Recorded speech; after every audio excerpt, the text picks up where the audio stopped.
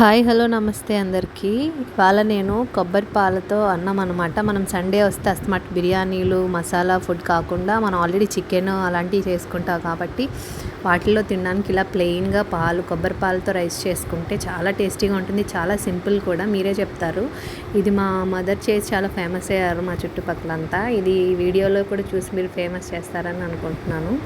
So ముందుగా మనం కొబ్బరి తురుముకొని పాలు నీట్గా తీసుకుని కావాల్సిన ఐటమ్స్ ఇదిగో బిర్యానీ ఆకు, దాల్చిన చెక్క, లవంగాలు, యాలకులు అవి రెడీ చేసుకుని పచ్చిమిర్చి, ఒక 4 కప్స్ బిర్యానీ రైస్కి అనమాట. ఇది నానబెట్టుకోండి ఒక half an hour. Basmati rice నానబెట్టుకున్న తర్వాత మనం బాండీ తీసుకొని హీట్ చేసుకున్న తర్వాత దాంట్లో ఇంకా ఆయిల్ ఇవన్నీ వేసే పని ఉండదు, మసాలాలు వేసే పని ఉండదు. తిన్నా మనకి ఎలాంటి డైజెషన్ ప్రాబ్లమ్స్ రావు. హ్యాపీగా మనం చేసుకునే చికెన్ ఫ్రైలు, చికెన్ కర్రీల్లో హ్యాపీగా నంచుకొని తినచ్చు అనమాట. సో ఆ కొబ్బరి పాలు వేసేసుకొని బిర్యానీ ఐటమ్స్ తీసుకున్నాం కదా, యాలకులు, దాల్చిన చెక్క, లవంగాలు, బిర్యానీ ఆకు, పచ్చిమిర్చి అవి కూడా వేసేసుకొని మనం ఆల్రెడీ నానబెట్టుకున్నాం కదా half an hour biryani rice, ఆ బిర్యానీ రైస్ కూడా మనం మొత్తం అంతా ఇందులో వేసేసుకోవాలి. సో 4 కప్స్ బిర్యానీ రైస్కి 8 కప్స్ కొబ్బరి పాలు అనమాట ఇవి. ఇది ఒక్కసారి నిజంగా చెప్తున్నానని కాదు, ఒక్కసారి ఇలా కూడా ట్రై చేసుకొని చూడండి. సండే టైమ్స్ ఈజీగా అయిపోతుంది. అండ్ మీరు తిన్న కర్రీ ఫ్లేవర్ దీంట్లో కలుపుకోవడం తినడం వల్ల చాలా టేస్ట్ అనిపిస్తుంది అనమాట.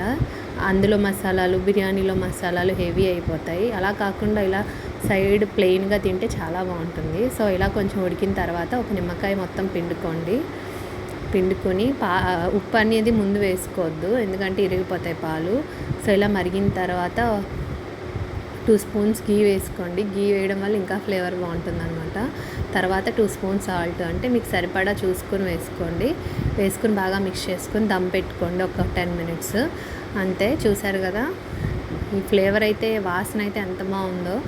అది చికెన్లో ఫ్రైలో తిన్నా, చికెన్ కర్రీ గ్రేవీ కర్రీలో తిన్నా మీరైతే అసలు వదలరు. మటన్లో అయినా సరే, ప్రాన్స్లో అయినా సరే, ఏ నాన్ వెజ్లో అయినా సరే ఈ రైస్ చాలా చాలా చాలా బాగుంటుంది. ఒక్కసారి చూసారా ఎంత బాగా వచ్చిందో. మనం కొబ్బరి పాలు వేసి తిక్కుగా అయిపోతుంది, పొడి పొడిగా రాదనుకోవద్దు. చూడండి ఎంత పొడి పొడిగా వచ్చిందో, అంతే టేస్టీగా ఉంటుంది. అండ్ మనం తిన్న కర్రీస్ ఫ్లేవర్ని కూడా దీనివల్ల బ్యాలెన్స్ అయ్యి టేస్ట్ అనేది అస్సలు చాలా అంటే చాలా చాలా బాగుంటుంది. ఈ వీడియో చూసిన వాళ్ళందరూ ప్లీజ్ ఎలా ఉందో కమెంట్ చేయండి. ఒక్కసారి ట్రై చేసి వండుకోండి. అండ్ ప్లీజ్ అస్సలు మర్చిపోద్దు సబ్స్క్రైబ్ చేయడం. And thank you for watching and thank you for supporting. ఉంటానండి, బాయ్.